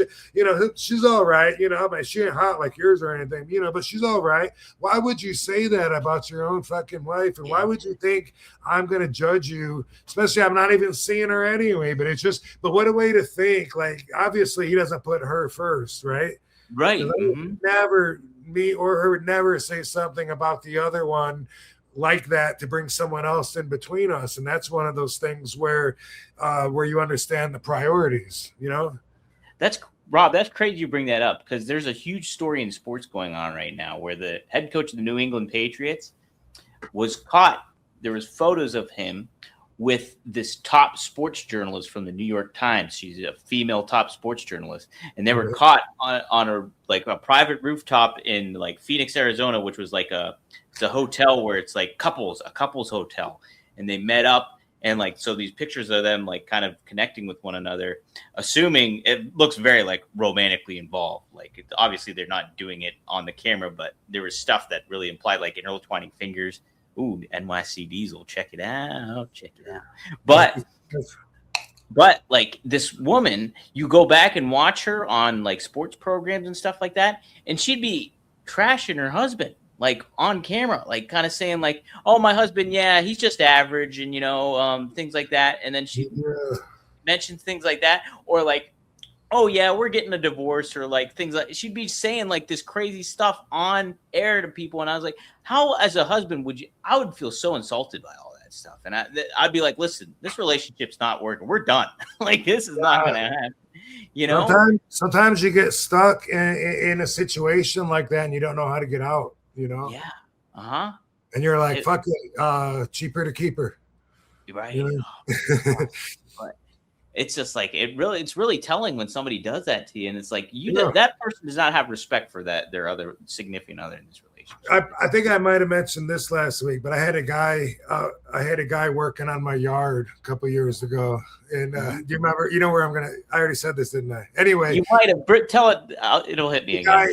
He's a cement guy, and he's working on our tile and shit, and he talks way too much, so much I had to quit using him. He just talk. But at one point, like when we're out there, and Katie comes out and says something, but hey, whatever, something. Went back inside, and he's like, "That's your wife?" And I said, "Yeah." And he goes, "She seems cool." Like that's a question. Yeah, Like I'm gonna say, "Oh, no. She has her moments, but." I was just like, I'll be offended till the end of my life that the guy actually thought that he was going to come in between me and my wife, and I was going to say anything to him about her. You know what I mean? Yeah. Like I would never even do that. Like her and I are a team, and we got each other's backs. I mean, even if we were fighting that day, then maybe I'd tell him she seems cool. Maybe I'd say we're having one of those fights today, which I wouldn't say anyway. You know what I mean? Right. Yeah. But either way, though, I mean, like I'm gonna say like, well, yeah, I mean, she's all right. Are you married? Let's suck each other's dicks and drink a beer and be guys. Gross. That ain't my game. No, right? It's funny people make those assumptions too. Like, oh yeah, he'll talk about me about his wife with me. Yeah. Because that's the bro code, and fuck the bro code. My whole life, it's been so much easier to not try to fit in. Yeah. And I'm glad I got a license to do it by finally getting credited as one of a kind. Now people can usually come to the perspective of, well, it works for him, obviously. If not, then whatever. Go on living your life and thinking whatever you do about mine. But yeah, I've always been so much more comfortable not trying to fit in than I have been trying to fit in. And for a lot of people, it's the opposite. I think it's easier to just go with the flow, whatever. But not me. And when it comes to the bro code, like I said before, that's probably important in some of your developing years, maybe male companionship, when you're learning certain things about guys or whatever in your teen years, something maybe, but right now, like to try to have another man's influence, be like, bro, you need a big dog. What do you got a little dog for? You know what I mean? Like, dude, like I don't even want to open up the door to anything like that. Yeah, people. It's so funny how people you like do that. You need a big dog's dick laying across your leg. What kind of man are you? Don't you want a bigger dog humping your fucking leg, Rob? Yeah. Are you gay? Having a little girl dog? You need a big cock. You need a dog that's going to spread his legs laying across your lap. You see his balls there. What? You don't want that? You want his balls on the carpet, Rob? Do you have an ounce of man in you? Are you a big fucking pussy? That's my feelings on most of the hanging out with bros. It's just but we all have, what we're attracted to and distracted from, and fucking, I definitely have some friends that are guys, not saying that, but when it comes to the let's get broed, no. Nah. I don't want to get broed. I do like big dog balls on my. You guys give each other bro jobs. I don't even want to hear about it. I don't want to hear about no bro jobs, please. Have fun. Have fun. I'll hang out with your ladies while you're doing it. There you go, right? Maddie says, wake and bake with Domhausen and whole effing show. Rob Van Dam fam would agree. This show is epic. Thank you, Dom. It's more than a show. Always learning and growing. Thanks, Maddie. Thanks. Sweet. That makes it worthwhile. Definitely does. Absolutely. If you don't get it, you don't get it. It might not be for you. But if it is, glad to have you. Glad to have you on board, everybody. Luis Correa. You feel me? 6061. He's from Portugal. He says, hey, RVD, I'm a big fan from Portugal. You've been here a few times and visited Benfica Stadium. Do you have great memories of the country of Portugal? Take care. Yes, I do. In fact, RVD was the ASW champion. I'm pretty sure I got those letters right, just because I'm seeing the belt in my head. And believe it or not, I spoke recently to the promoter from Portugal, and he's talking about maybe starting up again. You might see RVD in Portugal possibly this year. I don't know, but I kept in touch with him, and he was just telling me that he's looking to do something again there in Portugal. I have great memories from it. One memory that's so fucking well, first off, I think of the big Jesus Christ, the big famous Jesus Christ statue. So the more famous one is in Costa Rica, but they have one there in Lisbon as well. And people don't know that, but I was there. I was up in it, and I kept trying to find a Jesus Christ action figure that I could take home, because they had like little ones in the gift shop, little statues. And I had good memories. I wrestled Lance Cade there, who has passed away. So that's the only time I wrestled him, but I really liked our match. And so I think of that a lot, because, man, that kid died too young, and his time was still ahead of him. One thing that's crazy that I remember, I think it was the last time that I was there in Portugal for what I'm pretty sure is ASW, but now I'm starting to think it could be something else. So I'll quit saying that. It could be WSW. Yeah, I probably fucked the name of it up. Anyway, yeah. Portugal Pro Wrestling. So I might have, man, I've told so many stories that I'm every time I tell a story, I feel like I gotta preface it by saying maybe I said this last week. But anyway, we were staying in a hotel on the beach, and I don't know if it was Lisbon. I think it was, but I'm not 100% sure. I have this on RVD TV. I have footage of it. I was filming and have a video of this, but big ass suite, where it's got like a couple bedrooms, kitchen. I'm walking around looking at the place like, wow, this place is huge. I think they had a few of us rooming in suites together, but we had separate rooms and shit. And I'm looking around the place when we first got there. And at the end of this hallway, there's a door that's like an extra door, because there's already a closet beside it. And, like, what the fuck? What is this door? And I open up the door, and there's a spiral staircase that goes up. Good. You don't know this story. No, I don't. I don't. It's obviously strange, right? Like, what the fuck is that? So I climb up the spiral staircase, and eventually you reach a ceiling. Just so I push on the ceiling. There was a little lock I saw, like a little gimmick, and then I pushed, and the ceiling went up. And so I breached through the fucking opening, and I'm now coming through a countertop in the room upstairs. What? Yeah. Strange. The countertop is a secret door with hinges, and the room was empty. You know, I got up and I'm like walking around there, and holy fuck!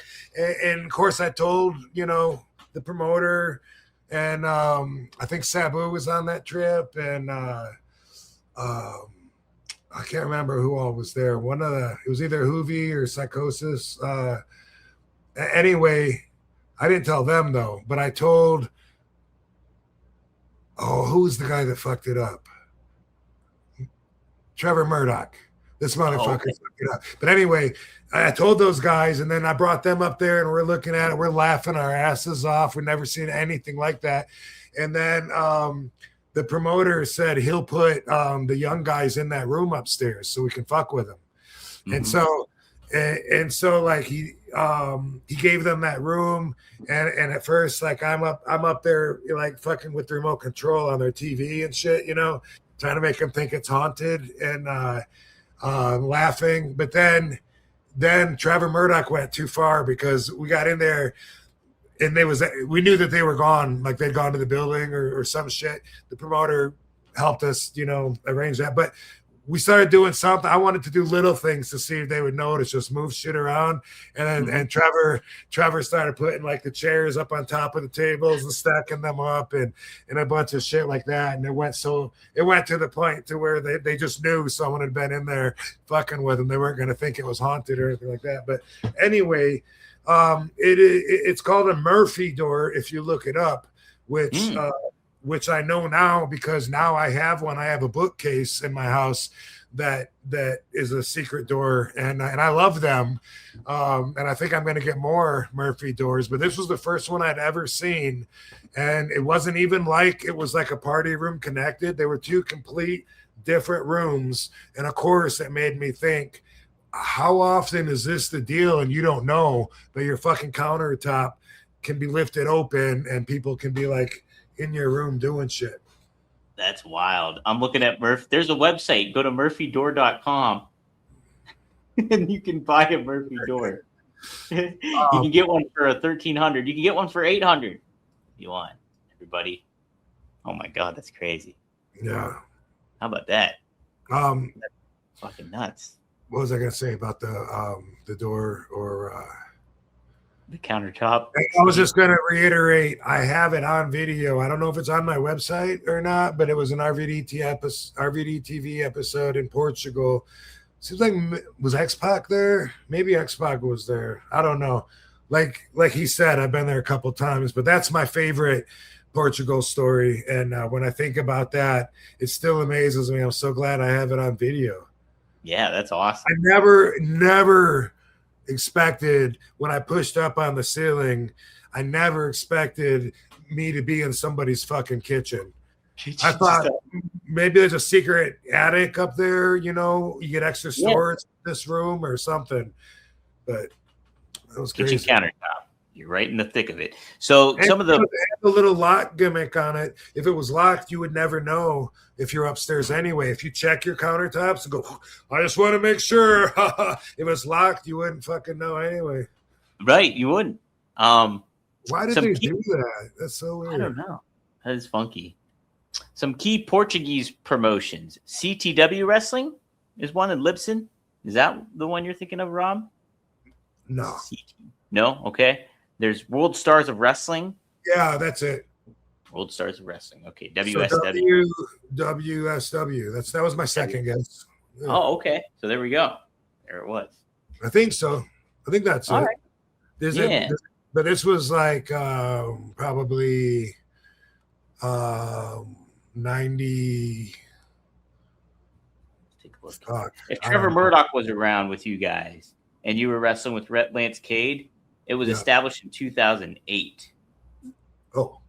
So, not sure. Okay. I was about 10 years off. Oh, no. It says Amongst its current talent names, the promotion features WWE alumni Rob Van Dam and Joe E. Legend. Sweet. So there you are. There you go. There you go. All right, a couple more super chats, and then we're going to get on out of here. These are all marijuana related, Rob. Maddie says, All right. sativa or indica, 'tis fun to grow your own for personal. I always say sativa, man. I like a hybrid, but sativa dominant because even with a decent tolerance like I have, every once in a while I come across some that just makes me Yeah. and if you're like, hey, I got 8 hours, 10 hours, I want to go to sleep, this will help wind me down. Sure, but as far as functioning on and stuff, like a really, really strong indica sometimes does me wrong and makes me, counterproductive. And so I usually say sativa dominant. By the way, I'll be able to give official word soon on this, but rumor has it that RVD products are going to be debuting very soon, like in the next maybe in the next couple of weeks here. Ooh, all right. Stay tuned, folks. Rob, do you still do the rolling papers?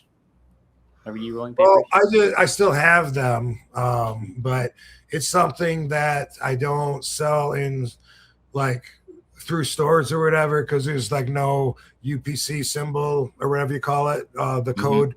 And there's and they're just something I as a novelty, like I got them printed up one time, got like thousands of them, and they're available on my eBay store, which if you go to robvandam.com, it'll take you like right there.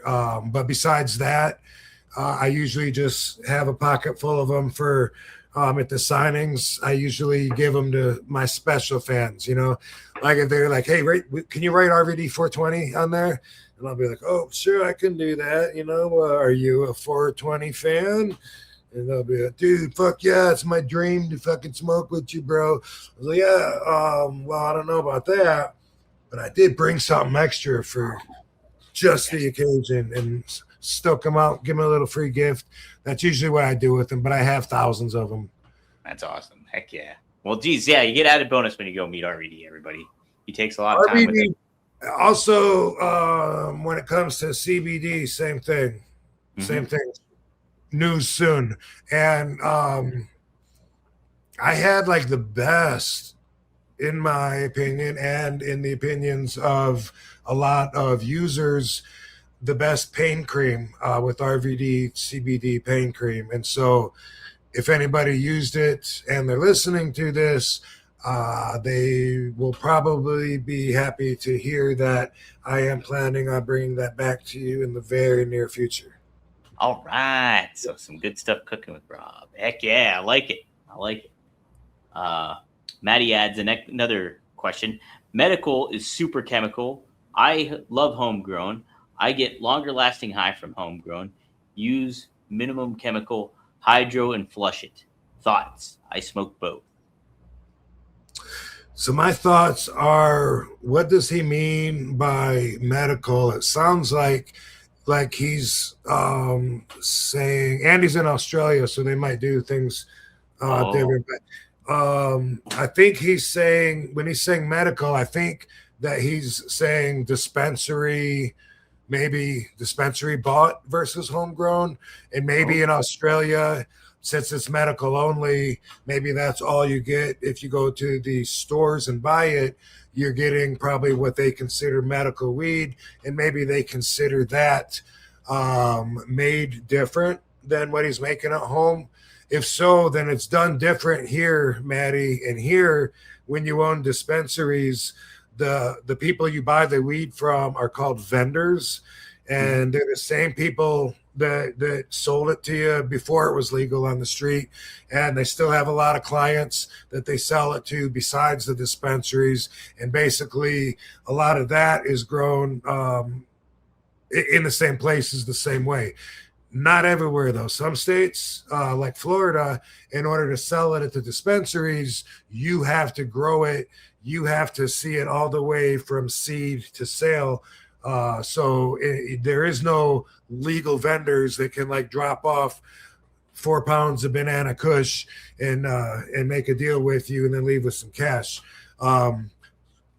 So some of the states are different, and I think that he's saying homegrown is better because you got more control over what's in it, which if you grow your own and you know what you're doing, then you got more control. It's a lot of work, especially when it comes to trimming it and I forget what the word is. You hang it up and dry it, but when you got to trim something with a there goes it's my jet lag again. Damn you. I want to say cultivate, but that's not right. But I think it has a C. Cure. I'm talking about when you cure it. Anyway, a lot of work. But that's awesome if you know what you're doing. I actually had thought about that recently. I wonder if it'd be fun, to grow and smoke my own for a while. And the amount that I smoke, like, could I self-supply, or would that just be, like some of it? And I actually did have those thoughts recently, but my thoughts on that are it's probably different in Australia, especially if you're saying that the weed you get at the dispensaries is somehow like mass produced without love by some huge corporate machine or something like that. Oh, okay. Well, yeah, Maddie says you were spot on with what you thought he was talking about. And then he says he cures it. That's it.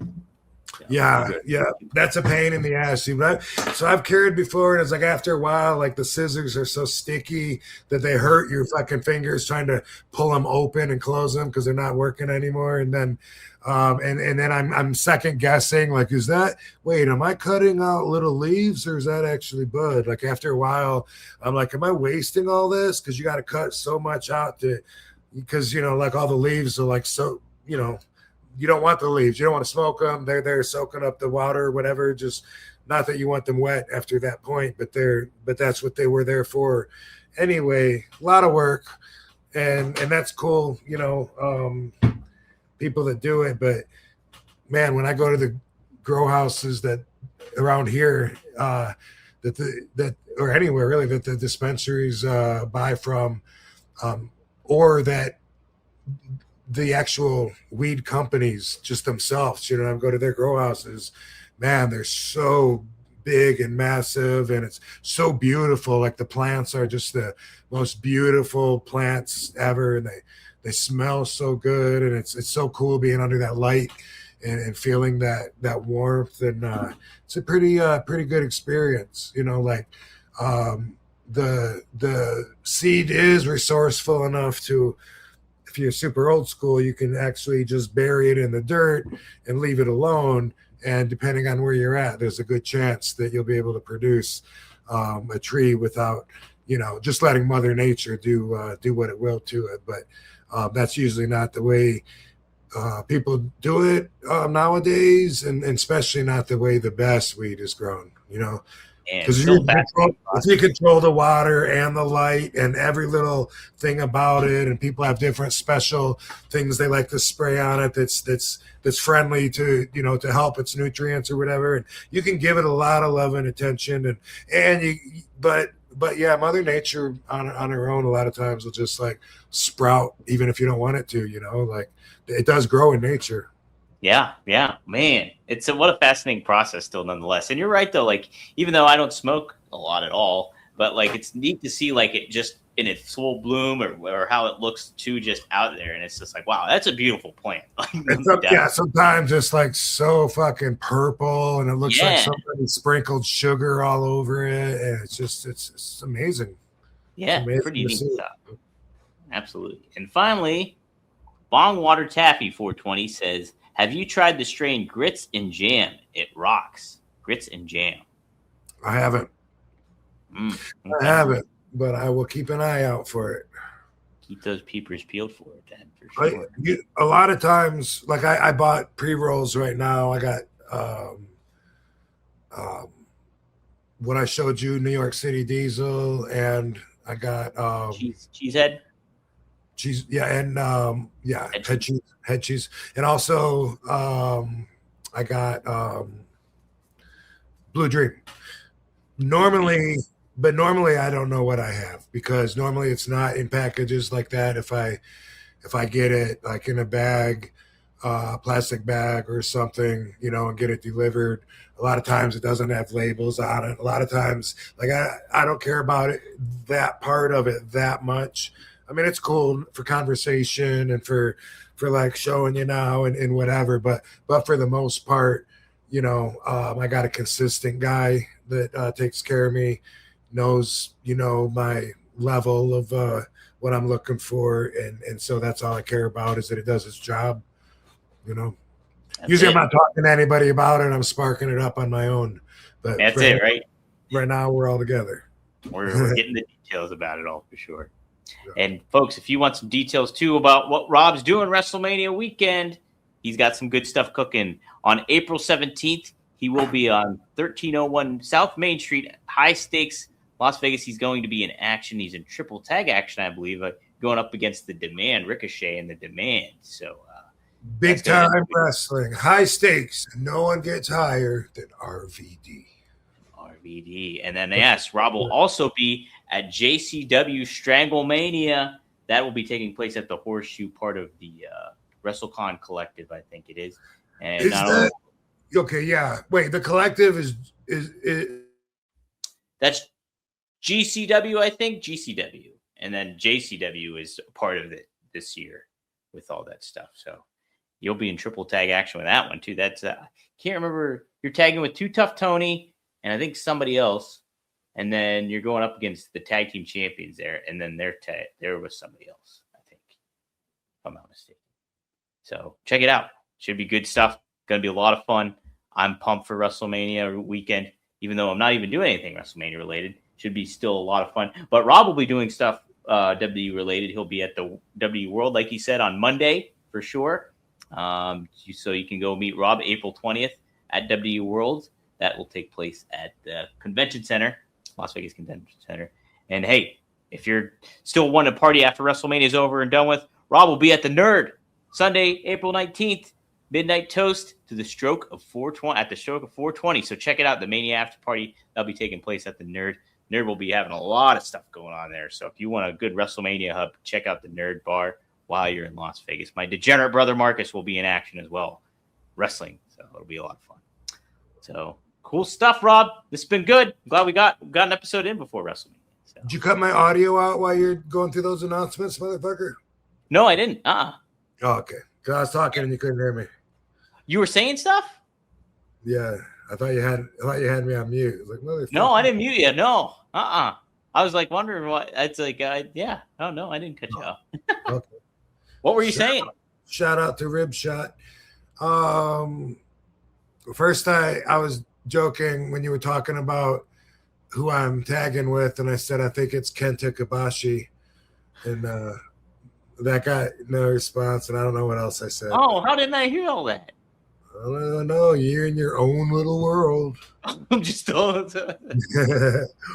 I don't know. Oh, but yeah, I thought that maybe someone said the Collective has also like Japanese companies, and like it's a bunch of companies working together or something, or on a show. I don't know if they. I don't know. Yeah, I think that's correct though, because like they do the Collective stuff. I think at SummerSlam weekends or WrestleMania weekends. So I think a lot of the bigger indie promotions collaborate together with one another and put something pretty special on a lot of the time. So I am reading the chats right now, by the way. I forget they're here sometimes.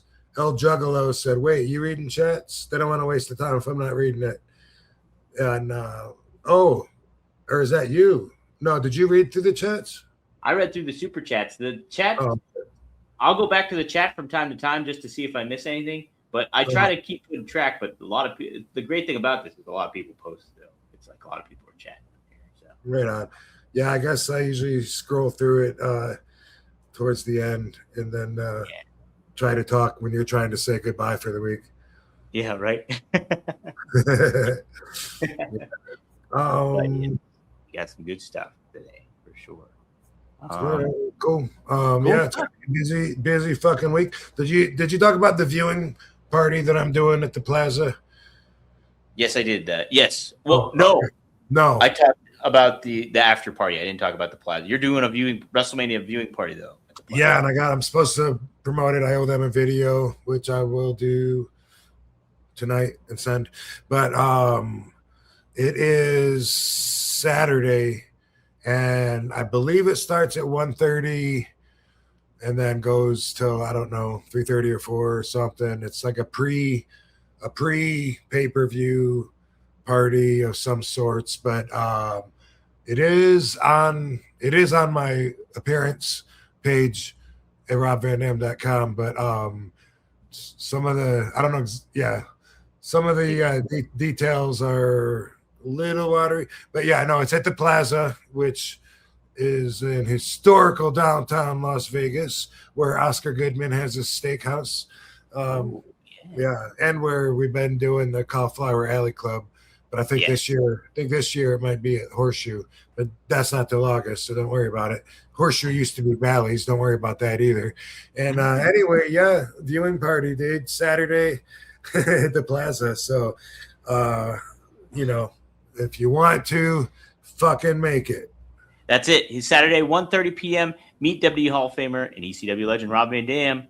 Join Las Vegas for an exclusive fan experience featuring autographed photo ops and a VIP meet and greet with Mr. Monday Night himself. So be sure to check it out. It's going to be cool stuff. Plaza's neat. WrestleCon Friday through Sunday. Be there. Won't be there Thursday, but I will be doing shit. Doing shit. You guys should be doing shit too. Whether you're just watching on television or wherever, hope you have a great WrestleMania weekend. And if you do see Rob or me, be sure to say hi to us. Yeah, looking forward to seeing everybody. Have a great week, Van Dam fam. You ready to wrap it up like a doobie? We can wrap it up like a doobie. Let's do it to it. All right. We'll see you guys next time. Yep, here on One of a Kind. Happy WrestleMania week. Happy WrestleMania week, everybody. Boom.